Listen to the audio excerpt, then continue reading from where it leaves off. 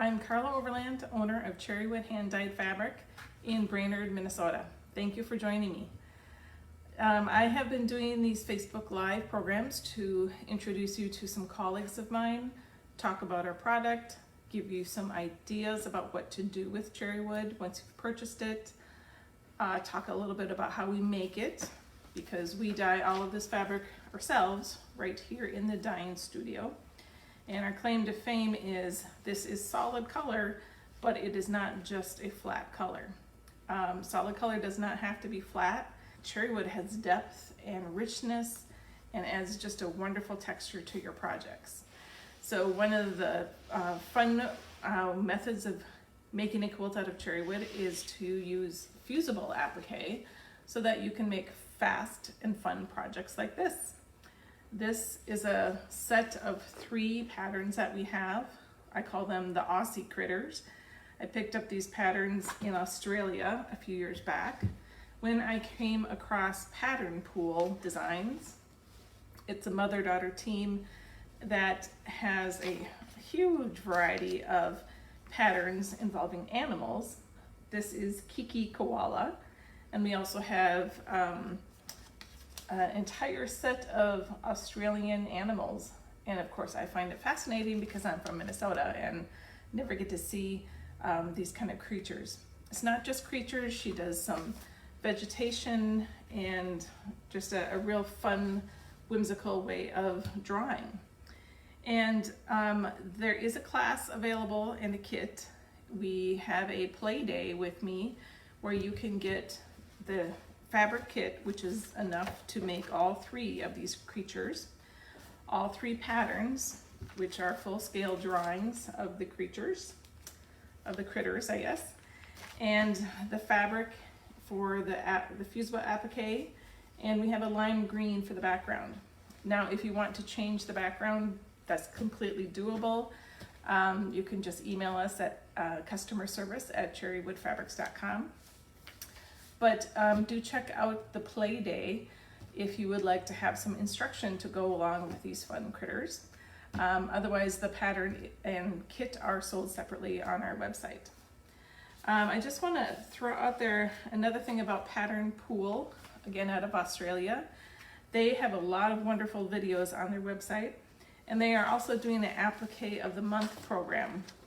And we, every month, she listens to the viewers and they vote on which creature she is going to make next and make into a pattern. So she's already done a panda, a sloth, and a llama. And on our website, a few of these are, the llama especially, that is using Cherrywood hand-dyed fabric. So we put together the colors that they choose, and once they show us what the pattern is, we make little kits, fabric kits for these animals. So the fabric kits, it's a monthly program, so it's $29 a month, and you can start at any time. You can just pick and choose which month you want, and the patterns themselves are available on patternpool.com. We just have the fabric kit. They also have this cute little lorikeet. Lorikeet? We don't have these in Minnesota, but a fun bird, and they made their sample out of Cherrywood. So you can get this free PDF download on their website. So I'm going to be talking to you today about different kinds of fusing. And of course, you know that there are many, many ways of doing it, specifically fusing. And of course, there's many, many brands of fusible web. My favorite is Mistyfuse, which I'm going to, most of the items that I have here today use Mistyfuse. I have used Heat and Bond Light in the past. I've used Steam a Seam Light. We all kind of have our favorites, but I just want you to get to know Mistyfuse. Mistyfuse is the helping sponsor our Cherrywood Diana Cherrywood Challenge, which, by the way, when you're seeing this, you still have time to enter. The challenge that we do every year, of course, this year got all messed up. So we are going to postpone the Diana Challenge. It originally was going to finish in July, and because of COVID-19, we have decided to shift everything a year. So you have until December 31st to finish the challenge. And real quickly, it is just use these fabrics. You get 3 pinks and a white. And one of the lightest pink is actually dyed on our white base. And the other 2 pinks are dyed on our muslin foundation, our typical muslin fabric. So it has the little seeds in it because it's a raw fabric. And then the white, you won't see the seeds. So I just want to throw that out there because some people kind of get confused. Those little spots on cherrywood, that's not dirt. Those are little pieces of seeds of cotton.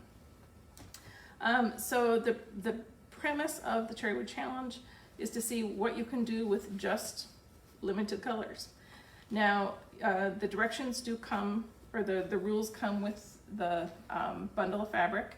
Everything is on our website, so read through everything carefully. You are allowed to add accent colors of fabric when you're making the piece, but it just has to be Cherrywood. So the entire challenge is to see what you could do with just Cherrywood.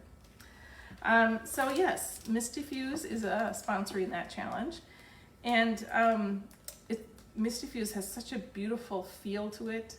It is not paper backed, so it is just the glue itself, nothing else, which is incredible.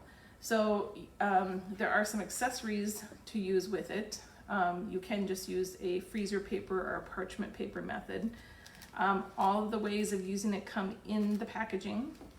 And I have put together a few videos to show you, talk about the goddess sheet that accompanies this and how to use the product. So here's the packaging from Mistyfuse, and it comes in white and black. And when it comes out of the package, it's going to be folded up just like a thin piece of fabric. It is just a very thin layer of glue, basically, lacy kind of texture to it. And here is what the black Mistyfuse looks like. You can see that there's some potential for some interesting textile art kind of textures. So when we're using Mistyfuse, we do need to protect our ironing surfaces. So there's a product called the Goddess Sheet, which combines a slick Teflon coated sheer fiberglass for long-lasting nonstick transparent sheet that speeds ironing time, and it puts a helpful glossy sheen on fused surfaces. It is inspired by goddesses of antiquity who knew a thing or two about curves. The Goddess Curve is your reliable guide to accident-free fusing. So the curves are cut into the edges so that you can always put the large curve in the lower right, and then you know that you're always pressing on the same surface. So when it comes rolled up in a tube, make sure you take off the sticker. And when you're layering your Mistyfuse on top of the fabric, make sure the Goddess Sheet is on the first layer and the top layer. So we're sandwiching everything together between Goddess Sheets. That'll protect our iron. And give it a good, nice pressing with a hot iron. You can't melt Mistyfuse away, but you can iron it too little. So if it's not ironed enough, or if you're trying to peel it away before it has cooled, you're going to see little strings like that trying to pull away. So stop peeling, go back to your iron, give it another shot of heat. Make sure that that glue is melting into your fabric and creating a bond with the fabric. Permanent bond. So when you do peel it off, it should look like this. Come off fairly easily after it's cooled. And because we're using a goddess pressing sheet, it is going to give that glossy sheen onto the surface, which is really helpful when, say, you're using a black Mistyfuse on a dark fabric.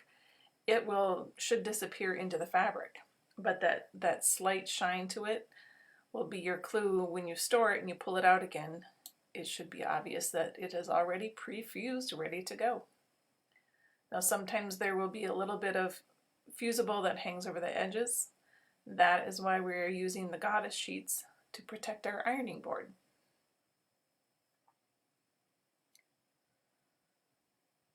So there you can see the difference, the fusible and not fusible, not fused on the Cherrywood fabric.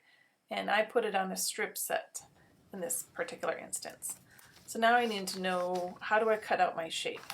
So one method is to use freezer paper, because you can draw on the dull side of it, and you can place those freezer paper templates on the front side of your fabric. In this case I have a strip set, and I'm not quite sure how I'm going to position things, so I can turn all of those freezer paper templates, get them just how I want them, and then simply press them down to the front side. I've got fusible on the back side, so now I can cut right on my drawn lines through the freezer paper, and that gives you a nice crisp edge. And since you've already put fusible, Mistyfuse on the back, you know that the fusible is going to go all the way to the edge, keeping your strings all nice and crisp. There won't be any strings hanging off the edges because they're held together with Mistyfuse. And the nice thing about freezer paper is you can use it over and over. The dull side is paper, on the opposite sides it's slightly shiny, and that's just a thin layer of wax that will stick easily to fabric but also peel up easily and press back down.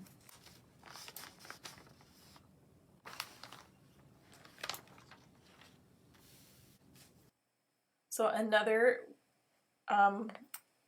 thing that you can use is baking paper, parchment paper, and this is a great way to sketch on with a lead pencil, especially if you want to do something like on the right where it's a free-form drawing words and you don't want to have to reverse the words, and you just want to take a drawing and figure out how to get fusible on the back of it without having to flip it. So you layer your goddess sheet, your parchment paper drawing, put the layer of Mistyfuse on top of the lead drawing, then your fabric, and when you peel off the fabric, the lead actually transfers onto the Mistyfuse. So you can see exactly how you drew it. You can even see some words on the right there that transferred. And now you have a line to cut out your shape on. Now this works with different colored lead, so if you have dark fabric, you can use a white lead pencil.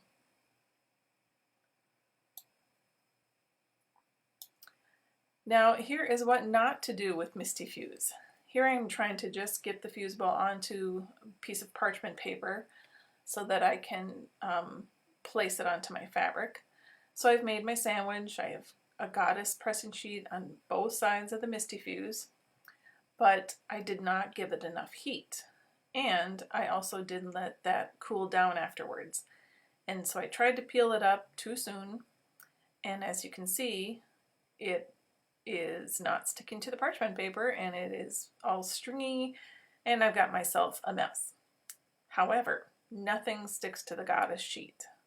I can simply pull it off the sheet because of its Teflon coating, and I can ball it up and use it to get any last little bits.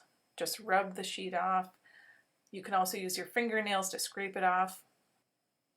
So I recommend using a goddess sheet for any kind of fusible, paper-backed heat and bond, or any brand of fusing.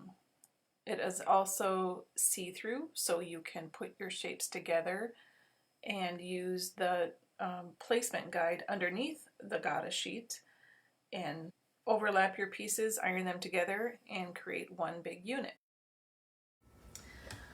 So you can see how it can really speed up transferring a design, especially if it's complex, transferring it onto the fabric so that you can cut it out easily.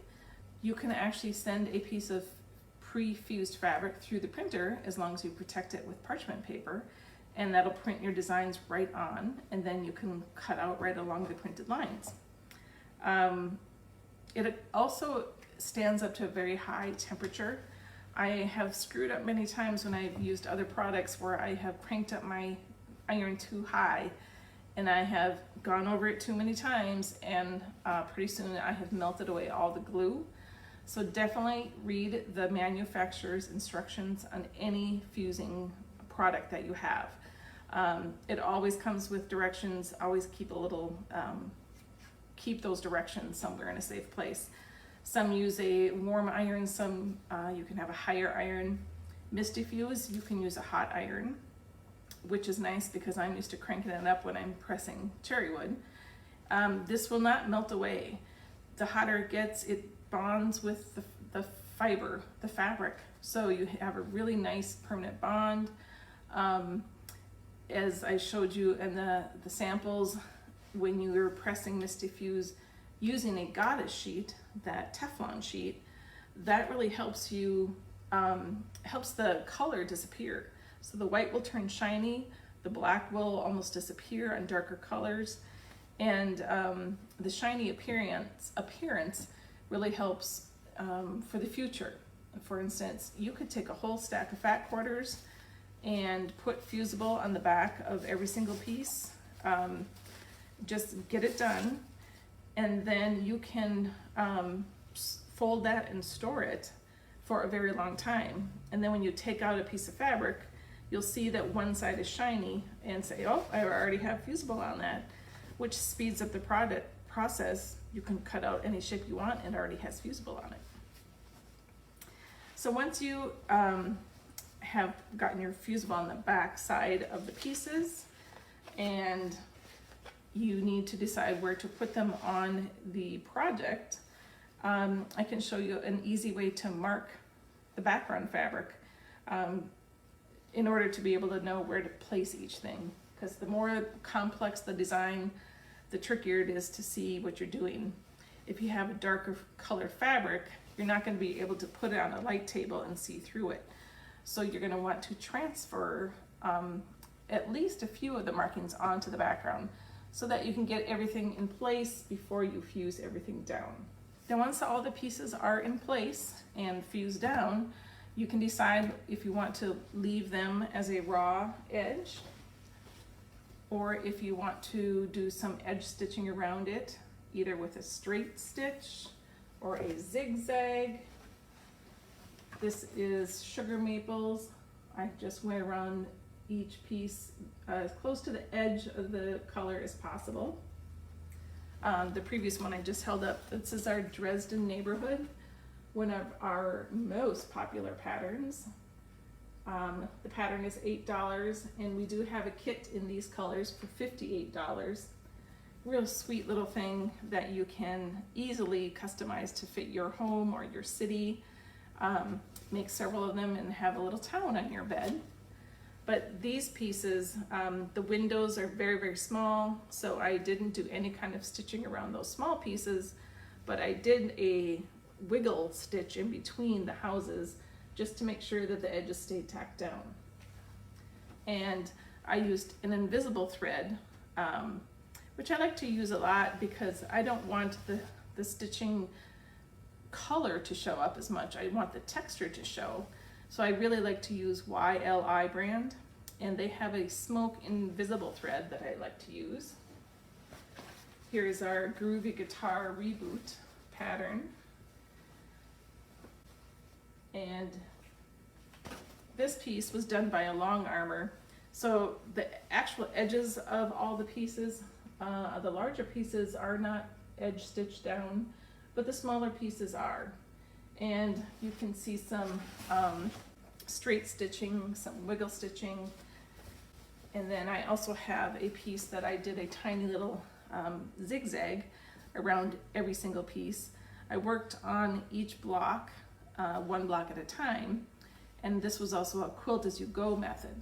So after I stitched zigzagged around each shape, then I layered my top, my batting, and my backing, and then quilted just that square. You can see it's not a satin stitch. It is a zigzag, but I've made it narrow and elongated a little bit. So it's a very dainty zigzag, keeping all of the stitching on the Cherrywood fabric So now you're going through the applique piece and the background, and that is a nice stabilizer. If your needle slips off a little too far, then you might get a pucker because now you're going from 2 layers of fabric to 1 layer of fabric. So try to just have your needle just fall off the edge of the applique shape. Now you can also do a buttonhole stitch on your sewing machine, and you can always do a hem stitch, which is, depending on your machine, it's either 2 stitches right along the edge and then 1 zigzag in, 2 or 3 stitches right on the edge, and then it just zigs in and takes just a little bite out of the edge of the applique shapes. This is more of an invisible stitch for raw edge applique, and as you can see, you can use the Mistyfuse product to also make a turned edge applique easy enough. Fuse it down onto your background, and now you have a turned edge, which will look very nice and more traditional looking with a blind hem stitch. This is my petal palette pattern, and it is a combination of applique and piecing. So the medallion in the middle, it's a color study using dark, medium, light of all 12 colors of the color wheel. And those petals are pieced first, and then they are appliqued onto the background. So it is raw edge. I did use Mistyfuse, which keeps it very subtle or supple and still drapes just like the fabric and doesn't create much stiffness, which is very helpful because you can see these petals do overlap here. And so now we've got several layers of fabric, and if it gets too stiff and you're trying to use it on a bed, it's just not as snugly. I intend to display this on a wall, but still it's nice to keep the hand of Cherrywood the same. On this piece I did do a satin stitch, so it's a very, very close zigzag, and I actually went around each leaf twice. I really wanted almost like cartoon outline around these shapes. I wanted the division between the colors to be very prominent, so using the black fabric in the back and the black satin stitch around the petals, it is like a pen outline of each of those shapes. Now I did the first round of stitching that I did around the petals, I did when it was just a quilt top. So it was just through the 2 layers. And then I also went around, a little harder to see because of the printed fabric, but then after I had the top, the batting, and the backing put together, I did go around each petal again with a satin stitch. And now it's really stabilized, so I can get a very, very thick, solid satin stitch with no puckering. So we have a lot of patterns on our website that used fusible applique. We do have the fat goddess sheet, and of course it's called a fat because it fits a fat quarter perfectly.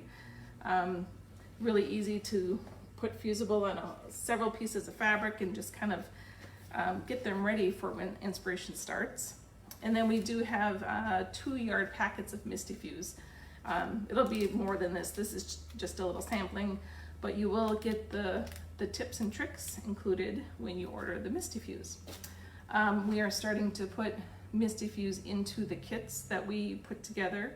For instance, a few of my designs, the Endless Horizons and the Orbit and Cherrywood Vine kit, we're going to put Mistyfuse in there so that you know, you have it when you buy the kit. So get out your fusible web and get some sewing done because Christmas is coming right around the corner, and you can get some presents done quickly for you and for your family. This is our chill pattern, which I don't even have quilted yet, it's so new, but I am doing a play day with the chill quilt. You will get all the fabric you need to make the quilt. Plus we're gonna do a 4-hour class together. and you can help pattern test it. And that is happening on November 1st. So you still have time to get it ready for Christmas. So check that out on our website. Drop us an email at customerservice@cherrywoodfabrics.com anytime, and we will be happy to help you. And I should say, in this day and age, if you need a specific color, you can always send us just a small swatch of fabric and we can match that up for you. We can also do Zoom calls or FaceTime so that we can actually show you what colors going together so you can see them, you know, together. We can talk you through, like, this one is a little more green, this is a little more blue. So we have technology on our side, so just let us know what you need.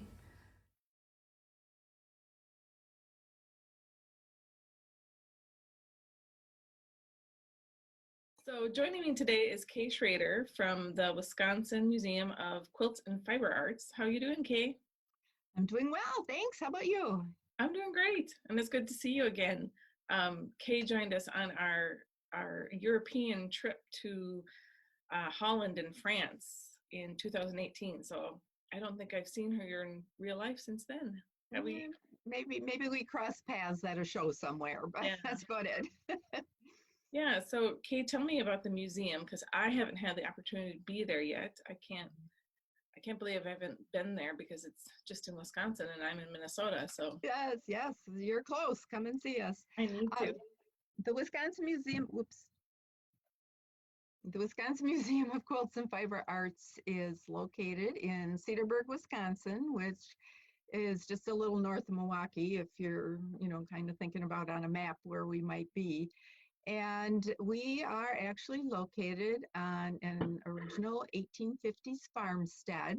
So we have original buildings, and the museum itself is the actual old barn. A barn we believe was built about 1870.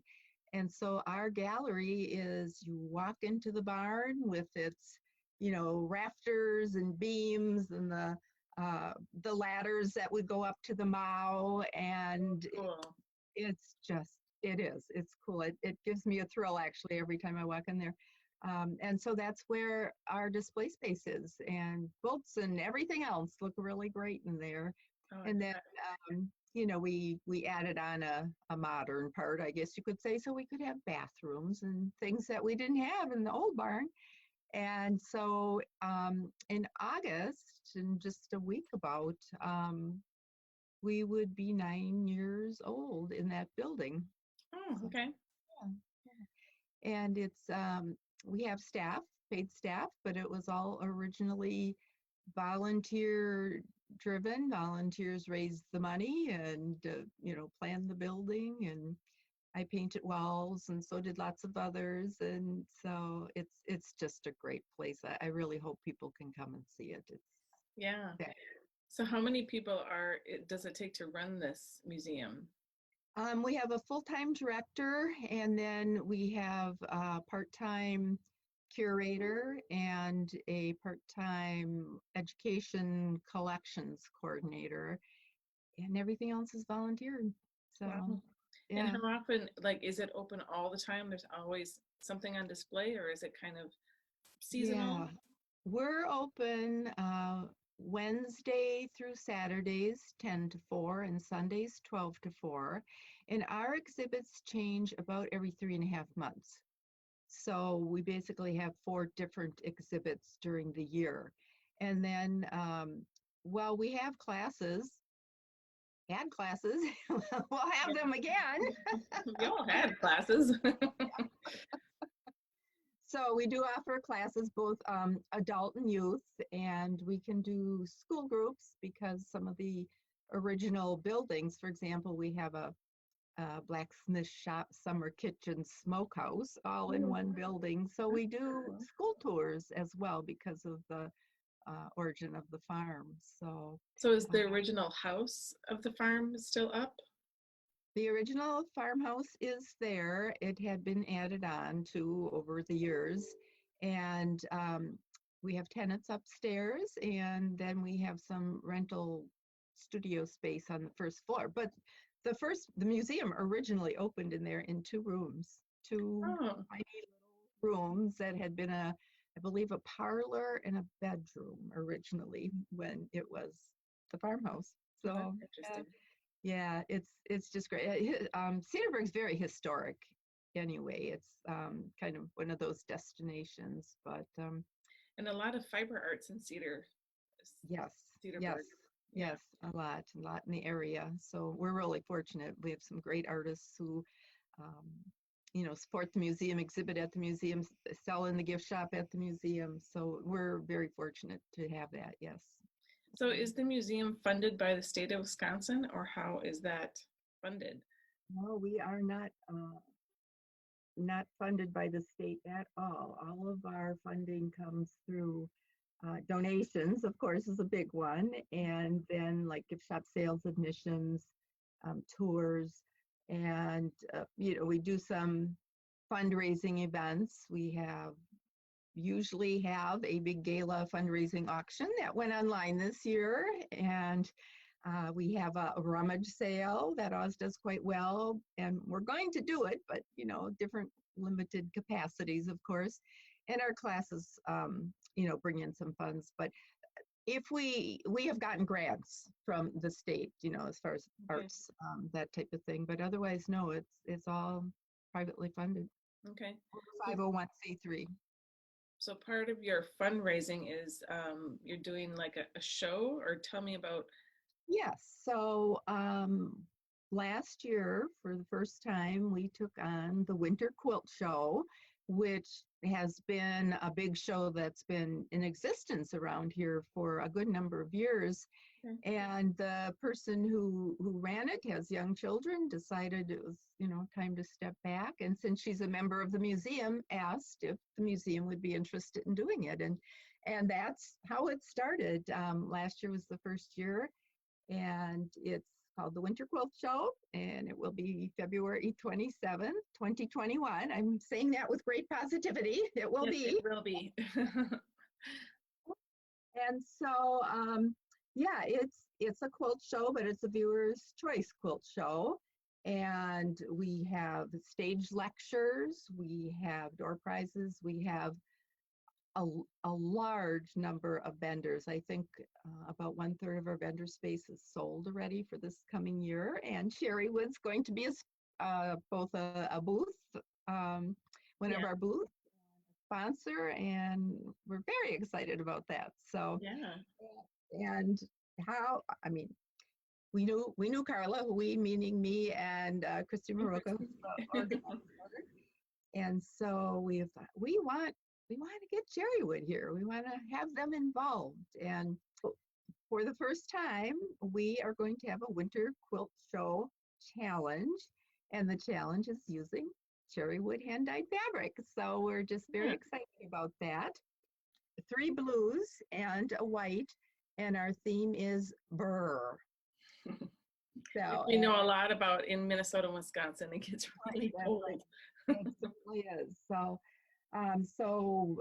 you have it on your website as far as the pack of fabrics, and we have a few here at the museum. And what are the rules of the challenge? Yeah, the rules of the challenge, it's 15 inches max size, square, and 80% of the challenge fabric is what must appear on the front of it. And then the other, no more than 20% then could be another fabric or embellishments of any type. But, the majority of it is, of course, using your fabric. Mhm. So, and there are only 50 packets, I believe, 48 or 50. So Yes, that we started out with 48. So if you're thinking about doing the challenge, grab your bundle now. yeah, and that's great. I mean, I think that will, 48 people is, a nice group, and there'll be some real competition maybe. Yes. Although Yeah. everyone will be wonderful and creative, just like every one of the ones that you get for your challenges are Yeah. amazing. See, the deadline is, I got to double check, February 16th, 2021. So if you're going to mail it, you need to, be sure that it's there by that date. And it's all in the entry form. So And they do mail the physical quilt to you. yes, yep. Okay. Yeah, it will be on display at the quilt show. Yep. Okay. And if you get it finished, you're automatically in the quilt show. It will be hanging up. Yes. Mhm. Awesome. We have planned enough space that everything that comes in will hang, and then we'll have actually a viewer's choice that they can win a prize, actually. Okay. Have a membership, obviously, for the museum. So is this contest open to just your members? No, it's open to anyone. It's Okay. open to anyone. So And the bundles are available on our website, and anybody, even if you don't live in Wisconsin, can right, right. challenge. You know, we really want to reach out to as many people everywhere across the country, the world, and get them to know about our quilt museum. We just finished, well, it's not really finished, the quarantine quilt block challenge that the museum had started in March. And it is now our exhibit that is hanging right now. So we had, I think it was like over 500 blocks, Oh and my gosh. we have made them into 27 quilts of various sizes, some quite large, some small. But we got quilt blocks from Australia, from Israel, from the Netherlands, from the United Kingdom, Wow, that's great. all over the world, really. So yeah, join us. This would be a great way to do it. Get some cherrywood fabric and join the challenge. The Winter Quilt Show Challenge. We have to make sure Yes. we Yep. clear. We've got the Winter Quilt Show Challenge, which is separate from the Cherrywood Challenge. Yeah. So Yeah. just so people keep that separate. Right. The quilt show is not at the actual barn. No, it's not. It's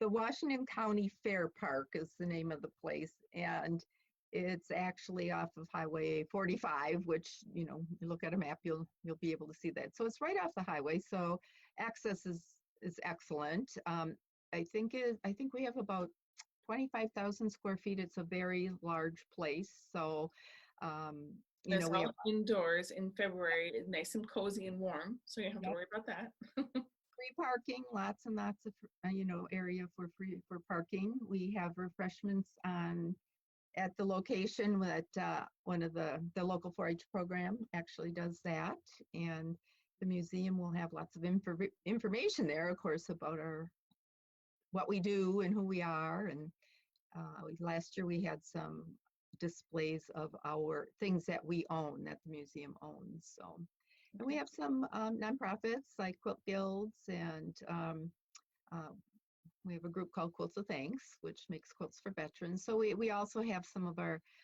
local groups that are, of course, museum supporters as well. So it's a fun day. It's from 9 to 4, and you know, you could really spend all day there. You really could if you Oh stay, yeah. you know, listen to lectures. And you know, we will have probably over 30 vendors. Hopefully people will want to come, vendors will want to come, and we've had a real good response. Just Yeah. started. And I know people are just, itching to get out of the house and see some quilts. And, I hopefully by that time we'll be used to the whole, if we still are wearing masks or whatever, hopefully we're not, and we can Yeah. feel a little normal. A little normal, yeah. But one of the good things is this place is so big that we will be able to have a good number of people there anyway. So Mhm. yeah, Well, yeah, I'm looking forward to it. I can't wait to be there and also see the museum. And yeah, it's exciting. We're looking forward to it. It's kind of like the first time quilters in our community would have a chance to get together. I yeah, mean, most shows have been canceled and things, so just that's another reason we're looking forward to it. We'll get to see each other. right. And is there admission to the quilt show, or is it There is an donation? admission. Admission is $8 at the door, but you can buy tickets online up until about a week before. That will be $6, and you will get a ticket or a receipt ticket then that you bring with you. Our website, even just to find out more about us in general, is www.wisc quiltmuseum.com. And that'll, tell you more about the museum. And there's a little drop-down menu in the left corner that has a click for the Winter Quilt Show, and that'll tell you all about what's going on. And if you want to be a vendor, if you want to enter a quilt, I think we're almost have that up. But the very first thing is the Winter Quilt Show Challenge using Cherrywood hand-dyed fabrics. So you'll find that right away. Awesome. Well, is there anything else that you want to get out there as far as details or? We're happy to have you come, and the quarantine quilt exhibit is fabulous. That would be really cool to see what people are thinking creatively as far as this whole quarantine mess. It's just amazing, and hopefully people will come and see it. That's on until November 15th, and maybe if there's room, we can sneak a few into the Winter Quilt Show and hang them up somewhere. Yeah, so November, I still have time to get there. Maybe I should come check you out. You might want to do that. Yep, get the lay of the land. That would be great. Tell me when you're coming. I'll meet you there. So the museum website again is www.wiquiltmuseum.com.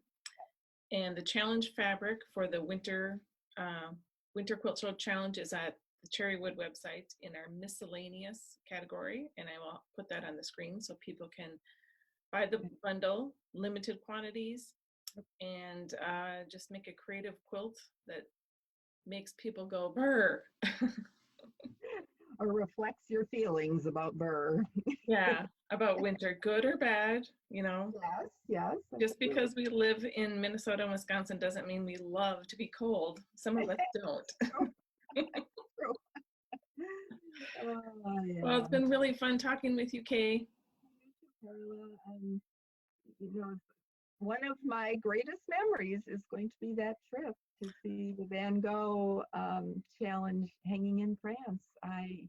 That will truly be one of my best trips ever. So I was happy to be able to do that and get to meet you and your family. And yeah. So if you want to go to some other country sometime, I'll too. Let you know.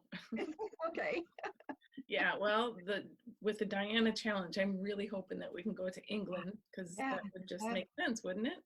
Yeah, it would, definitely. I would love that. Yeah, Christy and I have started talking about that, but of course, as soon as we started talking about it, the world blew up. So yeah, exactly. So I think we'll get something figured out. Knowing Christy, she'll get it figured out for me. That's right. Absolutely. All right, well, you take care. Good to see you.